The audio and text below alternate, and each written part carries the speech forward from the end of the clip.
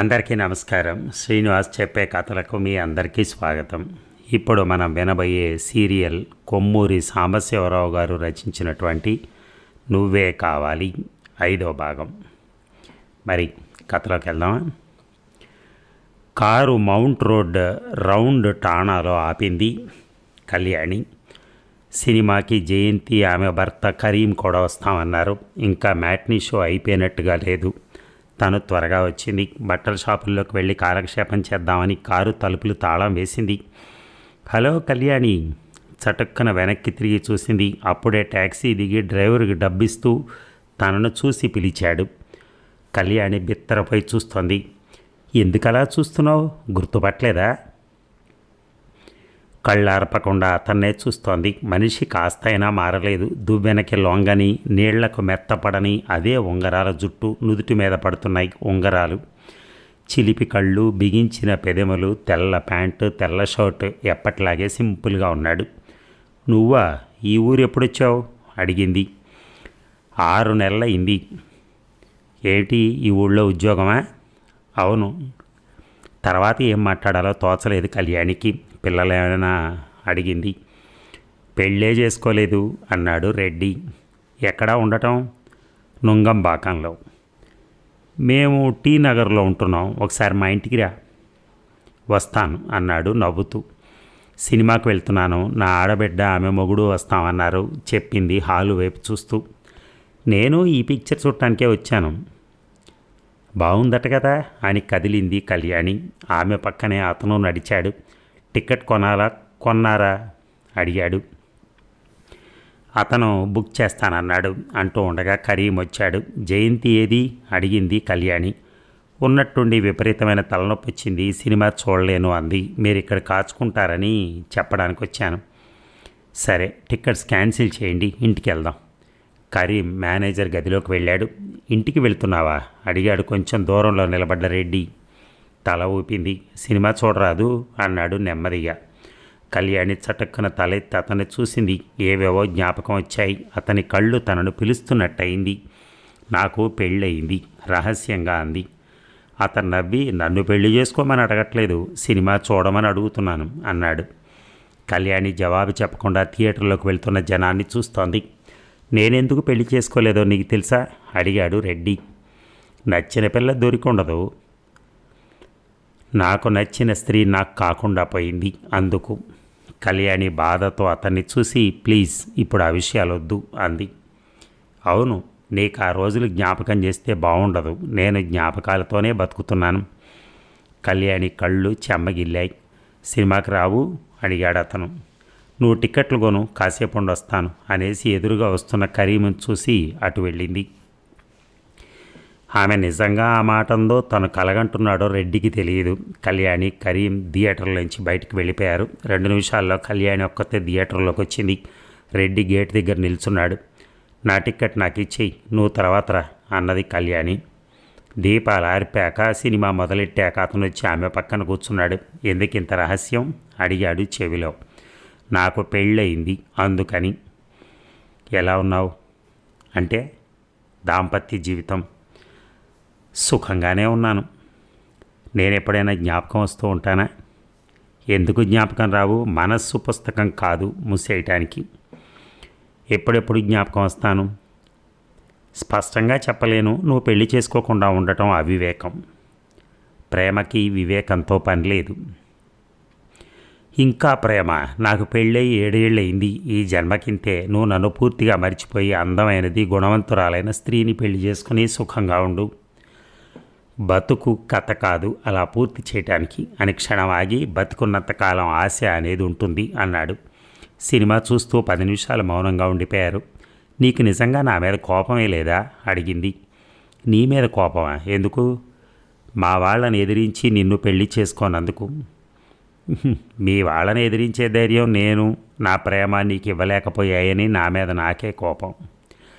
Interval దీపాలు వెలిగించకముందే రెడ్డి బయటికి వెళ్ళిపోయి సినిమా మళ్ళీ ప్రారంభించాకొచ్చాడు. అవును, ప్రేమించడం సులభమే. ఒకసారి ప్రేమించాక ఆ ప్రేమ పోగొట్టుకోవటం కష్టం అన్నది కళ్యాణి. రెడ్డి ఆశ్చర్యంతో ఆమెను చూస్తూ నిజంగానా అన్నాడు. కళ్యాణి దీనంగా నవ్వింది. అప్పుడు తెగించి నిన్ను పెళ్లి చేసుకునే ధైర్యం లేకపోయినందుకు ఏడుస్తూ ఉంటాను అప్పుడప్పుడు అంది. అప్పుడప్పుడు అంటే నీ భర్త నిన్ను కసురుకున్నప్పుడా అడిగాడు రెడ్డి నవ్వుతూ. కళ్యాణి దిగులుగా ఉండటం భరించలేకపోయాడు. ఆయన కసురుకోరు. అయితే మరెప్పుడు? జవాబు చెప్పలేదు కళ్యాణి. సినిమా పూర్తవుతోంది. నువ్వు ముందు వెళ్ళిపో అంది కళ్యాణి. మళ్ళీ ఎప్పుడు? మళ్ళీనా? వీలుండదు. ఇలా సినిమా హాల్లో కాదు, మనం విడిగా కలుసుకోవాలి. నీకెన్నో విషయాలు చెప్పాలి. వద్దు, మనం కలుసుకోవటం మంచిది కాదు. కళ్యాణి అంత నిర్దయగా వద్దనకు. ఒక్కసారి. నీ ఇల్లు ఎక్కడన్నావు? నొంగంబాకంలో, పైక్రాఫ్ట్స్ గార్డెన్ రోడ్లో నెంబర్ 178. రేపు సాయంకాలం వస్తాను. ఎన్ని గంటలకి? 6. కాచుకుంటాను. నెంబర్ మర్చిపోతావేమో. కార్డు ఇవ్వనా? అవసరం లేదు, ఇక నువ్వు వెళ్ళు, రేపు వస్తానని కళ్యాణి సినిమా హాల్లోంచి బయటికి వెళ్ళింది. ఇక నరసింహారావు హాల్లో కూర్చునున్నాడు. ఎక్కడికి? పిక్చర్కి వెళ్ళావా అడిగాడు. అవును, మీకు ఎలా తెలుసు? మౌంట్ రోడ్లో కారు చూశాను. ఎన్ని గంటలకి అడిగింది కాస్త గుండె దడతో. 6 గంటలప్పుడు. అన్నానికి వస్తారా? నేను తినేశాను, ఇవాళ త్వరగా వచ్చాను అని పుస్తకం తెరిచాడు నరసింహారావు. కళ్యాణి భోజనం చేసి వచ్చి పడుకుంది. తను తప్పు చేశానని దిగులుతో గుండె బరువుగా ఉంది. తనలో తర్కించుకోవటం ప్రారంభించింది. తనేం తప్పు చేసింది? రెడ్డితో సినిమాకి వెళ్ళటం తప్ప కాదు, కానీ ఆ విషయం రహస్యంగా ఉంచడం తప్పు. రేపు అతని ఇంటికి వస్తానంది. వెళ్ళకపోతే? ఆలోచిస్తోంది. నరసింహారావు 12 గంటల ప్రాంతాల్లో గదిలోకి వచ్చాడు. నువ్వింకా నిద్రపోలేదా అని అడిగాడు. నీతో ఒక విషయం మాట్లాడాలి. ఏమిటి? నువ్వు తరచూ జయంతి ఇంటికి వెళ్తున్నావటగా. మీకెవరు చెప్పారు? ఎవరు చెప్తే ఏమిలే, నిజమేనా? తరచూ కాదు, ఎప్పుడైనా వెళ్తూ ఉంటాను. వద్దు, వెళ్ళొద్దు. నువ్వు ఆ వాడింటికి వెళ్ళటం నాకు ఇష్టం లేదు. సరే, వెళ్ళను అంది కళ్యాణి. అన్నట్టు నీకు ఇవ్వడం మర్చిపోయానంటూ స్టీలు బీరువా దగ్గరికి వెళ్ళి ఎర్రని చిన్న అట్టపెట్టె తెచ్చిచ్చాడు. ఏమిటిది? తెరిచి చూడు. తెరిచి చూసి రవ్వలా అడిగింది. అవును. రవ్వలులా లేవా అవి? ఇప్పుడు ఎందుకు కొన్నారు? కొనాలనిపించి కొన్నాను. చెవులకున్న దిద్దులు తీస్తోంది కళ్యాణి. ఎందుకు అవి తీస్తున్నావు? పెట్టుకుని మీకు చూపిద్దామని. ఈ అర్ధరాత్రి రేపు పెట్టుకోవచ్చులే అని దీపం ఆర్పేసి పడుకున్నాడు. 5 నిమిషాల్లో నిద్రపోయాడు. ఇక మర్నాడు సాయంకాలం 5 గంటలకల్లా కళ్యాణి డ్రెస్ చేసుకుంది. లేత ఊదా రంగు జార్జెట్ చీర, అదే రంగు జాకెట్, బిగుతుగా జడ వేసుకుని నడినెత్తి మీద చుట్టగా చుట్టింది. అద్దానికి 2 అడుగులు దూరం జరిగి పెద్దదానిలా కనిపిస్తున్నానా లేదా అని చూసుకుని తృప్తి పడ్డది. కారులో వెళ్ళదలుచుకోలేదు. పాండీ బజార్ వరకు నడిచి వెళ్ళి అక్కడ ట్యాక్సీ ఎక్కింది. సరిగ్గా 6 గంటల 5 నిమిషాలకి పైక్రాఫ్ట్స్ గార్డెన్ రోడ్లో 178వ నెంబర్ ఇంటి ముందు ట్యాక్సీ ఆగింది. కుడివైపున మెట్లున్నాయి, పైకి రా అన్నాడు బాల్కనీలోంచి రెడ్డి. ఎందుకట్లా చూస్తున్నావు అడిగింది బాల్కనీలోకి వెళ్ళి 5 నిమిషాల తర్వాత. ఏదో మత్తులోంచి తేరుకున్నట్టుగా ఉలిక్కిపడి నిన్ను, నీ అందాన్ని అన్నాడు. అలా మాట్లాడకు, నాకు పెళ్ళయింది. రెడ్డి నవ్వాడు. నీ భర్తకు ధన్యవాదాలు చెప్పాలి. పెళ్ళయి 7 ఏళ్ళైనా నీ అందం ధ్వంసం చేయనందుకు అన్నాడు. కళ్యాణి మనస్సు చివుక్కుమంది. నా భర్త గురించి, నా గురించి మాట్లాడటానికి రమ్మన్నావు అడిగింది. కళ్యాణి ఎందుకు అంత కోపంగా ఉందో అతనికి అర్థం కాలేదు. సారీ, నిన్ను నొప్పించుంటే. ఏం తాగుతావు? కాఫీనా, కూల్ డ్రింకా? నాకేమొద్దు. వద్దంటే ఊరుకుంటానా అని దామోదర్ ఆరెంజ్ క్రష్ తీసుకురా కేక వేశాడు. దామోదర్ ఎవరు? వంటవాడు. ఇల్లు బాగుంది, కంపెనీ వాళ్ళు ఇచ్చారు, వాళ్లే ఫర్నిష్ చేయించారు. నేను వేసుకున్న బట్టలు మాత్రం నావి, మిగతావన్నీ కంపెనీ వాళ్ళవే. దామోదర్ ట్రేలో 2 గ్లాసులు తెచ్చి కళ్యాణి ముందు పెట్టి వెళ్ళిపోయాడు. ఏమిటి నీ ఉద్యోగం? సేల్స్ మ్యాన్, స్వస్తిక్ మెషిన్ టూల్స్ కంపెనీ, మౌంట్ రోడ్లో ఉంది ఆఫీస్. కారు ఇవ్వలేదా మరి? ఇచ్చారు, రంగు నచ్చలేదు, రీపెయింటింగ్కి పంపించాను. జీతం ఎంతో అడగచ్చా? 1800 చేతికి వస్తాయి. మరి పెళ్లి చేసుకో. ఎవరిని అడిగాడు నవ్వుతూ సిగరెట్ వెలిగించి. బజార్కి వెళ్ళి కూరలు తెస్తాను సార్ అన్నాడు దామోదర్ సంచి పట్టుకుని వచ్చి. సరే వెళ్ళు అన్నాడు. వంట అతను వెళ్ళిపోయాడు. ఇక్కడ ఉక్కగా ఉంది, లోపలికి వెళ్దాం అన్నాడు రెడ్డి. ఉక్కగా లేదు, బాగానే ఉంది అంది కళ్యాణి. రెడ్డి నవ్వాడు. ఎందుకు కళ్యాణి నన్ను చూసి భయపడుతున్నావు? ఎందుకు ఆ బెదురు చూపులు? కమాన్ ఫ్యాన్ కింద కూర్చుందాం అని అతను లోనికి వెళ్ళాడు. నిమిషం తర్వాత కళ్యాణి కూడా లోపలికి వెళ్ళింది. అతను కిటికీ దగ్గర నిలబడి బయటికి చూస్తున్నాడు. కళ్యాణి తలుపు దగ్గరున్న సోఫాలో కూర్చుంది. గాజుల చప్పుడు విని వెనక్కి తిరిగి చూసి, నీ చెవుల దుద్దులు ఎలా మెరుస్తున్నాయో అన్నాడు. అప్పుడు జ్ఞాపకం వచ్చింది కళ్యాణికి, తన భర్త తను ఆ రబ్బల దుద్దులు పెట్టుకోవడం చూడనేలేదని. నిన్ననే కొన్నాను అంది. తర్వాత ఏం మాట్లాడాలో తోసలేదు అతనికి. కళ్యాణి తివాసీ వైపు పరీక్షగా చూస్తోంది. 10 నిమిషాలు ఇద్దరూ మౌనంగా ఉండిపోయారు. కళ్యాణి కళ్ళెత్తి చూసింది. అతను తనను దీక్షగా చూడటం గమనించింది. చెక్కిళ్ళు ఎర్రబడ్డాయి. నేనిక వెళ్తాను అన్నది లేచి నిలబడి. అప్పుడేనా, ఇప్పుడేగా వచ్చావు, తొందర ఏమిటి అంటూ వెళ్ళి ఆమెకి దగ్గరగా నిలబడ్డాడు. వెళ్ళాలి అన్నది రహస్యంగా. వెళ్లే ముందు ఒక ప్రశ్నకు జవాబు చెప్పు. ఎప్పుడైనా నువ్వు ఒంటిగా కనిపిస్తే అడగాలని ఇన్నేళ్లు కాచుకున్నాను. ఏమిటా ప్రశ్న? అప్పుడు నువ్వు నన్ను నిజంగా ప్రేమించావా? నేను బాధపడతానని అబద్ధం చెప్పక. ఆమె కళ్ళు చెమ్మగిల్లాయి. నన్ను చిత్రవద చేసినట్టు బాధ పెట్టే ఈ ప్రశ్న ఎందుకు అడుగుతావు అంది.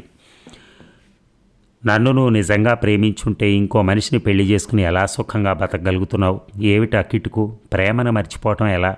మర్చిపోవటానికి మార్గం ఏమిటో చెప్పు కళ్యాణి. నువ్వు లేకుండా నేను బ్రతకలేకుండా ఉన్నాను. ఎప్పుడో నువ్వు కనిపిస్తావన్న ఆశ ఉండబట్టే ఇంకా బతికున్నాను. లేకపోతే ఈ పాటికి నిట్టూర్చాడు రెడ్డి. నేను సుఖంగా బతుకుతున్నానని ఎందుకు అనుకుంటున్నావు? నేను నీకు అబద్ధం చెప్పలేదు. నేను నిజంగానే ప్రేమించాను. ఆ ప్రేమను తుడిచివేయటం ఎలా? బోర్డు మీద శుద్ధ ముక్కతో రాసిన అక్షరాలు కాదుగా.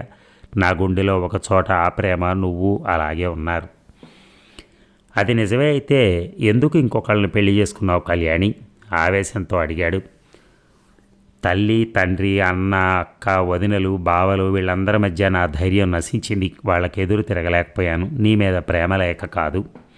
చేతిలో సిగరెట్ యాస్ట్రేలో పడేసి చటక్కన ఆమె భుజాల మీద చేతులేసి దగ్గరికి లాక్కున్నాడు.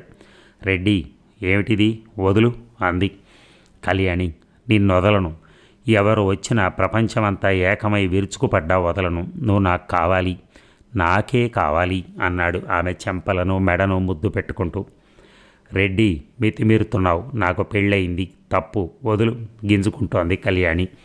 అతను మరింత బలంగా ఆమెను ఛాతీకి అదుముకున్నాడు. పెదిమలు అందుకోబోయాడు. ఆమె తల వెనక్కి వాల్చింది. అతను ముందు కొంగాడు. తన బరువు ఆమె మీద పడకుండా ఒక చేత్తో ఆమె నడుము పట్టుకుని పెదిమలను అందుకున్నాడు. రెడ్డి, నీకు మతిపోయింది, పిచ్చెక్కింది అన్నది రొప్పుతూ.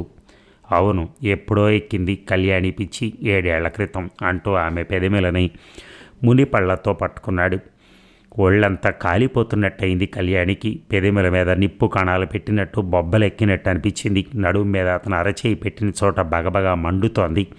చల్లబడాలి, చల్లార్చుకోవాలి అంటోంది ఆమె ఒళ్ళు. వద్దు, అతన్ని దూరంగా తోసి, నీకు పెళ్ళయింది, మలినం కాకు అని చెప్తోంది ఆమె మనస్సు. అతన్ని ఒక్క తోపు తోయటానికి ప్రయత్నించింది. అతను వెనక్కి పడలేదు, ముందుకు వంగాడు. ఇద్దరు కలిసి సోఫాలో పడ్డారు. రెడ్డి, యూ బ్రూట్, వదులు. అతనికి ఆమె మాటలు వినపడలేదు. అరుస్తాను, జాగ్రత్త. అతనికి సహనం పోయింది. తన ఒంటి కింద ఆమెను నొక్కి పెట్టి ఆమె బట్టలు లాగేస్తున్నాడు. రేప్ చేస్తావా? జైల్లో పెట్టిస్తాను బుస కొడుతూ బెదిరించింది.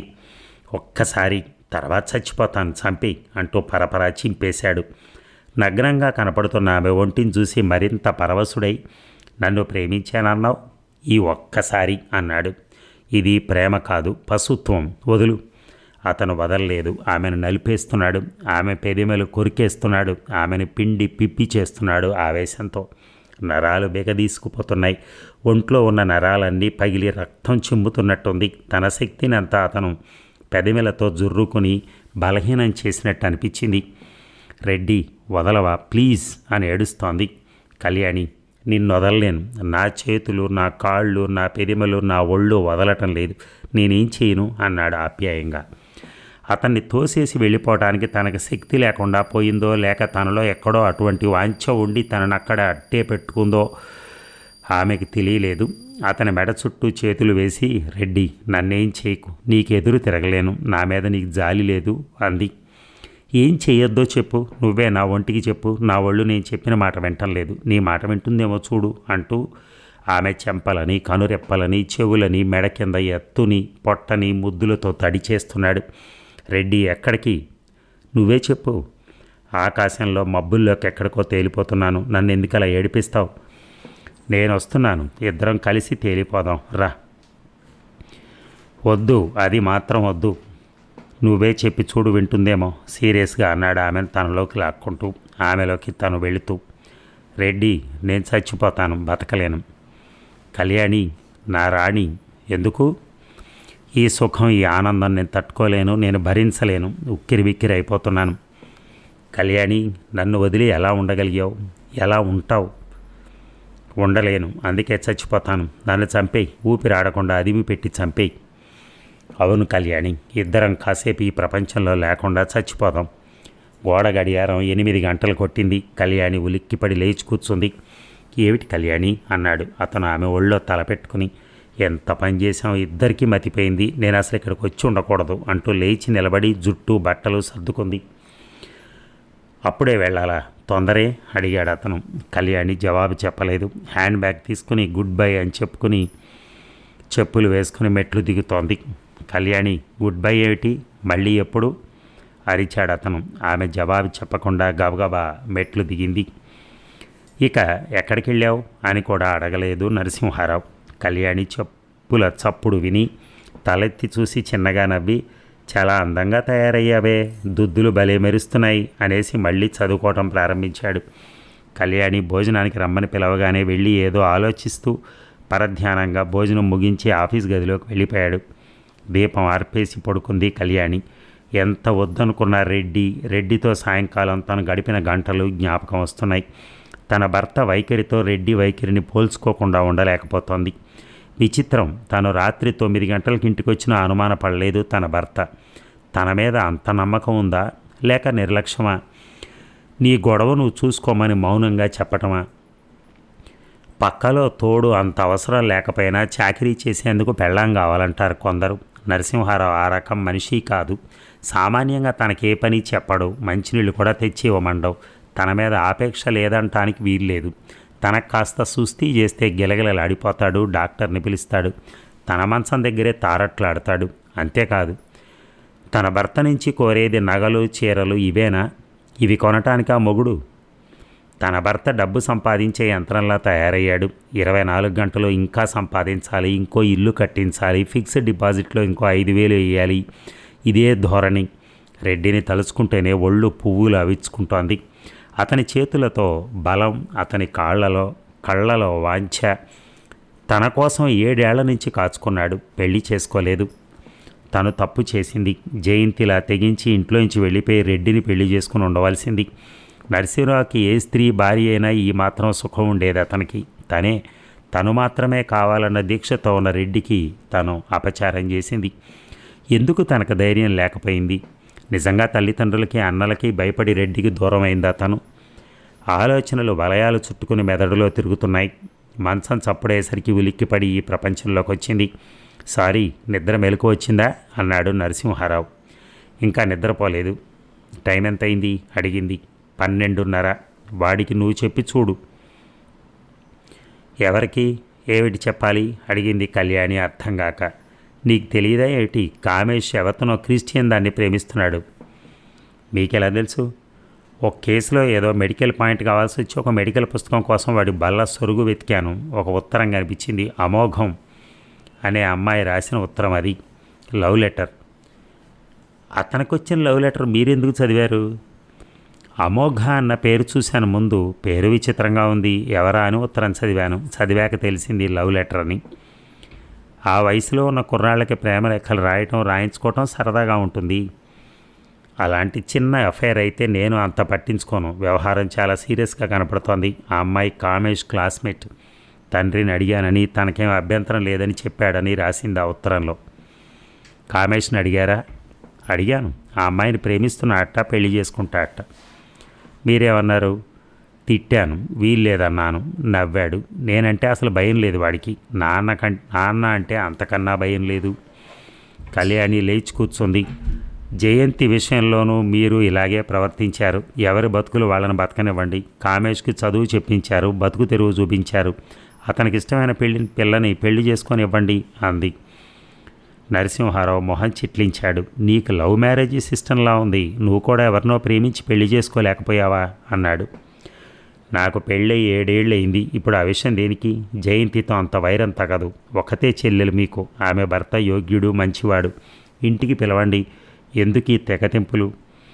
నీకు మతిపోయింది. కామేష్కు బుద్ధి చెప్తావేమో అని ఆశపడ్డాను. నీ తరహా చూస్తే వద్దని చెప్పడం పోయి ప్రోత్సహించేటట్టున్నావు. నువ్వేం చెప్పనక్కర్లా, నేను చూసుకుంటాలే అని పక్కకు తిరిగి పడుకున్నాడు నరసింహారావు.